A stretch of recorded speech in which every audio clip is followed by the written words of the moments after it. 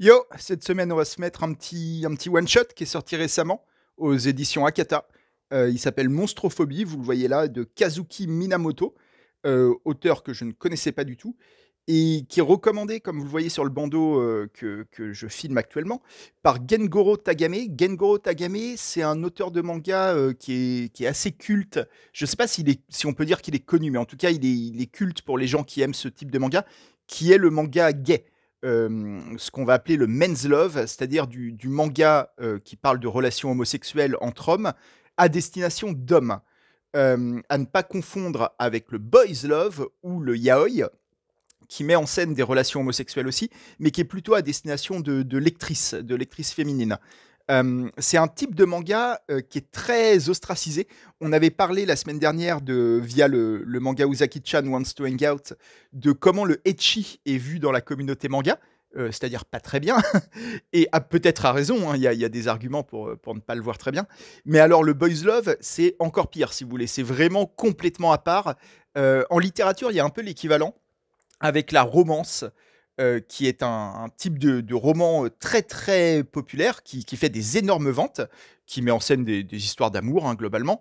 Il y a plein de sous-genres, mais je fais très schématique, et qui est de la même façon mis très à l'écart. C'est-à-dire, moi, j'ai fait beaucoup de salons pour faire des dédicaces, des choses comme ça, de rencontres avec des élèves, de plein de choses, tout ce que fait un écrivain en marge de l'écriture pure de ses livres. Et dans ces événements, notamment les salons, même les très gros salons, il y a très peu d'autrices de romances qui sont invitées.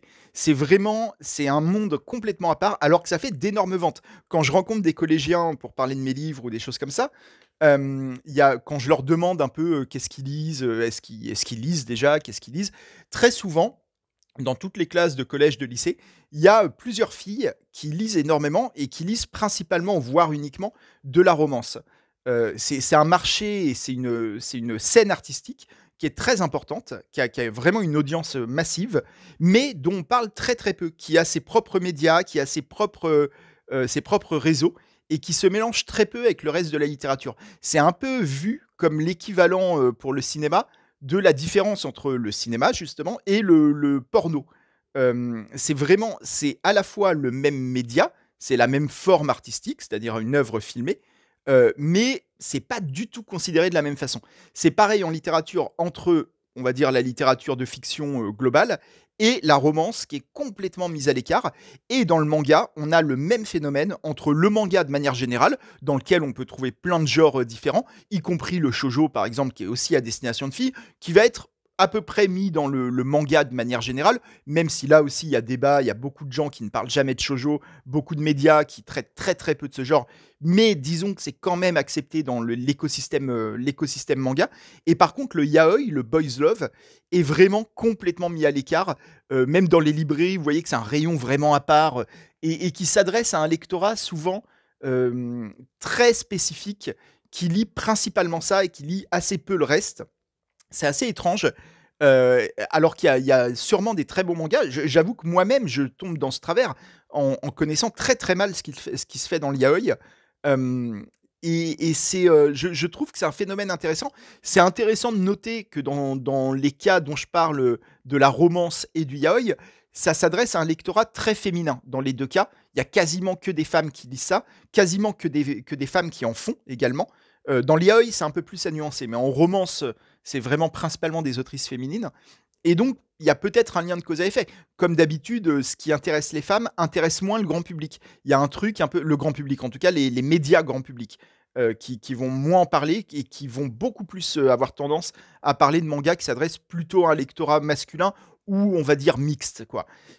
C'est un peu le problème du shoujo aussi. Il y a un peu le même mécanisme à l'œuvre derrière ça.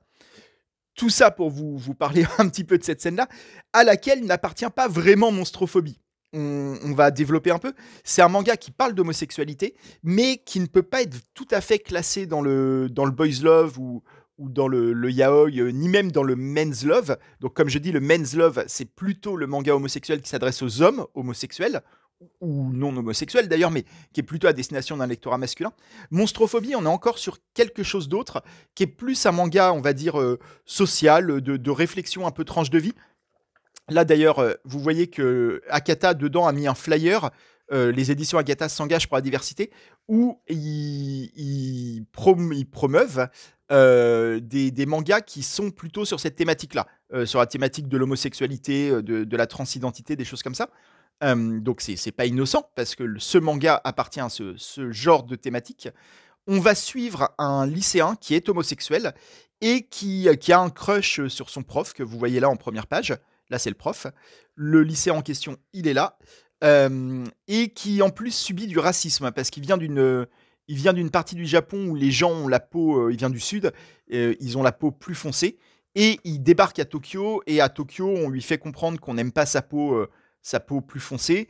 Il est victime de harcèlement, là vous le voyez aux toilettes, il vient de se prendre un seau d'eau. Et en plus de ça, il est homosexuel, ce qui n'est pas encore connu à ce moment-là, mais il a la confiance de ce prof-là qui le protège un peu dans le lycée, et il apprend par une conversation entendue au détour d'un couloir que ce prof est un peu homophobe, quoi. Donc il est déçu, et cette déception crée un phénomène chez cet élève qui, vous le voyez sur cette page-là, qui va se transformer en monstre, littéralement. Il va avoir une tête comme ça. C'est pas une métaphore, c'est vraiment, il se transforme en monstre, c'est traité comme une maladie. Les autres élèves voient bien un monstre avec cette tête-là. Donc il y a toute une intrigue de d'où vient cette maladie, qu'est-ce qui l'explique. Mais c'est évidemment aussi, d'un point de vue narratif, une métaphore de comment lui se voit par rapport aux autres. Et ça va créer toute une réflexion chez le personnage et chez les personnages qui l'entourent, qui vont un peu changer leur état d'esprit vis-à-vis de lui, progressivement, plus ou moins. C'est fait avec pas mal de subtilité. Je trouve que Kazuki Minamoto, l'auteur, a réussi à faire un truc qui n'est pas trop manichéen, où les personnages sont jamais tout à fait. C'est pas tout à fait une quête de rédemption, si vous voulez. Il y a des personnages qui vont améliorer leur point de vue sur le personnage principal. Je vais regarder son nom quand même. Arashiro. Ils vont changer leur point de vue sur Arashiro. Ils vont être un peu plus gentils avec lui, on va dire, un peu plus dans la tolérance. Mais ça devient pas pour autant des anges. Là, le mec que vous voyez avec les cheveux décolorés, c'est son harceleur numéro un, qui va un peu mettre d'eau dans son vin, mais ça reste un mec assez antipathique pour plein de raisons. Et je trouve que c'est fait avec pas mal de subtilité, l'évolution des personnages. Et Arashiro lui-même, en devenant un monstre, va un peu s'autoriser de plus en plus de liberté, va s'autoriser de la cruauté, de la violence, va y prendre un peu goût. Donc il y a toute une évolution des personnages qui vraiment évite de vraiment avoir le gentil d'un côté, la gentille victime innocente d'un côté, et les méchants harceleurs de l'autre. C'est un peu plus complexe que ça, même si ça reste un one-shot, on n'est pas sur une élaboration ultra complexe des persos, mais il y a quand même une vraie subtilité. Donc c'est vraiment un manga assez intéressant à ce niveau-là, qui Arashiro est vraiment fait des trucs un peu condamnables par moment. Il commet même une agression sexuelle à un moment. Alors, c'est pas un viol, mais c'est quand même une agression sexuelle. Il y a des choses comme ça qui donnent de la nuance à tous les personnages, je trouve. Il faut voir aussi que la transformation en monstre qu'il subit, enfin, qui subit, parce que c'est complètement involontaire, s'accompagne de son coming out. Très peu de temps après apparaître comme ça dans les couloirs du lycée, il va annoncer à tout le monde qu'il est gay. Et donc, il y a une métaphore là-dessus aussi, quoi, sur les gens le voient tel qu'il est, maintenant qu'il a sa tête de monstre et qu'il a fait son coming out. Voilà, je vous explique pas qu'est-ce qui va expliquer justement cette transformation en monstre. Vous pouvez voir qu'il y a d'autres monstres qui vont apparaître au fur et à mesure du récit. C'est pas le seul à avoir cette maladie. Il y a un médecin qui va rentrer, le médecin qui est ici, qui va s'occuper de l'affaire. Vous verrez tout ça. Je vais pas vous dévoiler tout le manga qui, comme je dis, est un one-shot de 250 pages, quelque chose comme ça. Donc, faut pas que j'aille trop loin dans le scénario si je veux pas déflorer quoi que ce soit. Mais en tout cas, ouais, c'est un manga vraiment intéressant qui est une lecture assez cool. Vous vous prenez très rapidement à l'intrigue, au développement des persos. Il y a globalement 3 persos importants qui sont Arashiro, son prof que vous voyez là, et le harceleur aux cheveux décolorés qu'on a vu tout à l'heure. On peut ajouter à ça le médecin. Il y a quelques autres persos secondaires, mais beaucoup moins importants. Voilà. Et on va suivre un peu les trajectoires croisées de tous ces persos autour d'Arashiro et autour de cette transformation en monstre qui met à jour en fait plein de choses cachées chez les uns et chez les autres. Et c'est vraiment un manga sur l'évolution des mentalités et sur les limites que ça peut avoir. C'est-à-dire qu'on peut pas.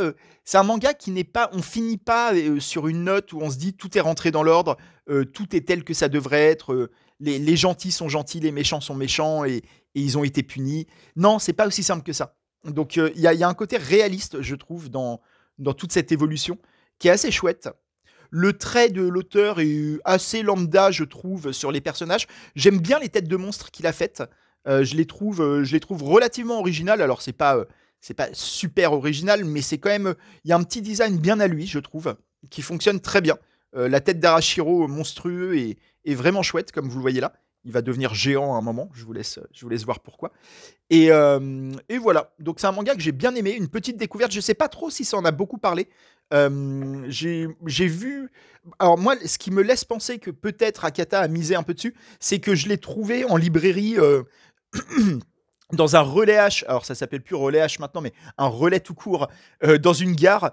Et dans les gares, il y a quand même peu de mangas en général, et c'est les mangas souvent au grand public. On va trouver les derniers One Piece, des choses comme ça, mais on va rarement trouver des œuvres un peu méconnues. Donc le fait qu'il y ait été me laisse penser que Akata a peut-être misé dessus, mais peut-être que je dis de la merde, je ne sais pas. En tout cas, moi j'en avais pas entendu parler plus que ça. J'avais vu une chronique, je crois, sur Manga News, un truc comme ça, mais que j'avais même pas lu, je crois, je me rappelle plus trop. Je l'ai pas relu depuis, je sais pas ce qui. Je crois qu'ils lui avaient donné une bonne note, ça devait être Manga News. Mais en tout cas, ouais, c'est un manga très chouette one shot.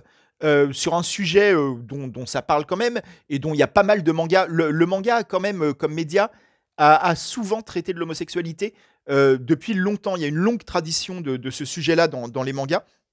Ce qui est assez cool, peut-être plus qu'en BD franco-belge ou dans les comics. Il y en a plein aussi aujourd'hui, mais disons que le manga, ça remonte à beaucoup plus longtemps. Il y a le Japon, le point de vue japonais, le point de vue asiatique de manière générale sur l'homosexualité est vraiment pas le même que celui qu'on a en Europe. Donc je pense que ça explique aussi cette ouverture-là du manga homosexuel de manière générale, en tout cas qui traite des questions homosexuelles. Et je trouve que Monstrophobie est vraiment chouette. Et comme je dis, j'ai fait toute une aparté au début pour expliquer un peu le yaoi, le boys love, le men's love. Monstrophobie n'appartient pas tout à fait à ces genres-là. Ça traite d'homosexualité, les personnages sont homosexuels, enfin en tout cas le héros, mais ça parle, c'est plus, je le classerais plus dans le manga social, dans le sens où il n'y a pas de romance, il n'y a pas d'histoire d'amour, il y a pas de rapprochement entre hommes, c'est plus un point de vue sur l'homosexualité dans la société japonaise. Voilà. Et un truc intéressant aussi, un parallèle qu'on peut faire, c'est avec l'excellent Evil de Atsushi Kaneko, du tout aussi excellent Atsushi Kaneko, un manga dont j'avais déjà parlé dans une vidéo, qui est d'ailleurs une des vidéos les plus populaires de ma chaîne, peut-être parce que j'y traitais d'un sujet à la mode à ce moment-là, savoir le prix des éditions Deluxe en France. Autre sujet, vaste sujet, je vous renvoie à la vidéo sur Evil si vous voulez avoir mon point de vue, dans lequel, je vais un peu spoiler, mais bon, c'est dans le tome 2, c'est bon. Si vous voulez vraiment pas être spoilé, vous pouvez arrêter là. Mais dans Evil, il y a un personnage qui est homosexuel lui aussi, un des trois persos principaux, et qui lui aussi a la métaphore de se voir comme un monstre. Alors, dans Monstrophobie, le personnage devient vraiment un monstre. Il est vu comme un monstre par tout le monde. Là, dans Evil, c'est plus une métaphore graphique. Lui se voit comme un monstre. Et c'est pareil, ça coïncide avec le moment où il avoue son homosexualité. Et en fait, il est représenté dans le manga comme certaines personnes vont le voir. C'est-à-dire comme un monstre difforme, comme vous voyez là. Mais c'est pas vraiment un monstre, si vous voulez. Mais il y a quand même, c'est marrant que le parallèle soit vraiment le même. Après, c'est une métaphore assez facile, si je puis dire, de la monstruosité. Mais voilà, ça m'a amusé de retrouver ce parallèle. Et je vous conseille Evil, qui est vraiment un très très bon manga, extrêmement cher. Merci Delcourt Tonkam qui met les tomes à 20 €. Mais c'est un des très grands mangas qu'on a actuellement en publication. Atsushi Kaneko, c'est un de mes mangaka favoris. Je vais pas vous la refaire, on en a parlé plusieurs fois. Voilà, mais il y a la même métaphore de l'homosexualité qui devient monstruosité aux yeux des gens. Je vous laisse là, j'espère que ça vous a intéressé. Voilà, c'était un petit one shot mais très sympa. Et j'aime bien le code couleur. Je sais pas, le vert utilisé pour la couverture, pardon, me plaît beaucoup. C'est une couleur que j'ai beaucoup aimée. Je ne sais pas quoi faire de cette information, mais je voulais vous la partager. Je vous remercie. Je vous dis à la semaine prochaine pour autre chose. Je pense que ce sera, je vous le dire, ça se trouve, ce sera pas ça. Je vais peut-être changer d'avis, mais ce sera peut-être là-dessus, sur Shigahime, un assez mauvais manga, mais qui me donne des choses à dire par le fait qu'il soit mauvais. Je vous laisse avec Ronnie qui est là, euh, qui est en train de profiter de la couverture de mon canapé. Et je vous dis à la semaine prochaine. Prenez soin de vous. Ciao.